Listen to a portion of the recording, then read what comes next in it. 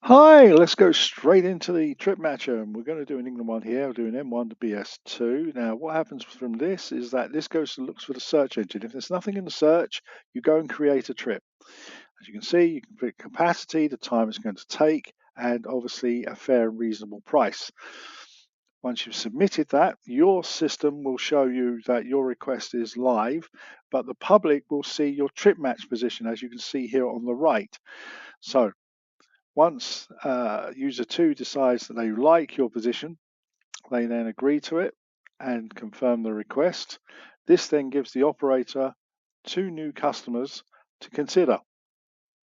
They then hit the consider button, and this then activates a process where both users will have their chats activated, and whichever one activates first then gets to chat to the operator and taxi driver first and gets their business out of the way.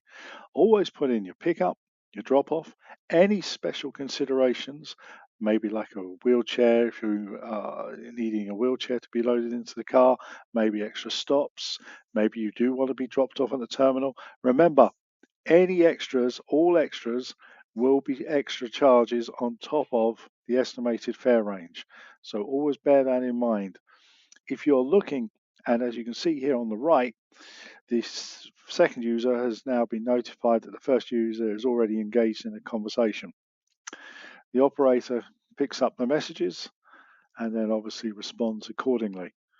When the operator gets through the process, and as you can see, he's already picked up the missed address on the drop-off. So now the operator will just have to wait for an additional message to come through.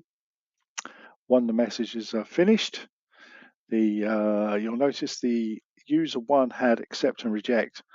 When they decide that they've agreed, they're happy with the price and everything that the operator has said, then they'll go ahead and accept it. If there's anything you're not happy with the operator or taxi driver, then by all means hit the reject button. But if you do that, the whole process will go to reset mode and you'll be waiting for a new operator or taxi driver to actually engage with you. So now the first user has finished their business. The second user now is active. They'll then submit their details. Once those details are finished being sent over to the operator or taxi driver, that particular operator and taxi driver will then give the final price for the second user to agree. And if the second user agrees to the price, then we have a successful trip match.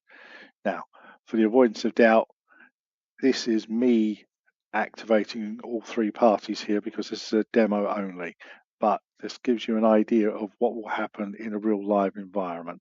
And if you did step out of the trip matcher messaging system, then the system will highlight that you've got a message waiting for you to activate. Now that the second user is finished sending the messages, they're going to accept. And now all that's going to be required of the operator at this stage, as you can see now, you've now moved down to the stage of awaiting for the private hire operator or taxi driver to confirm.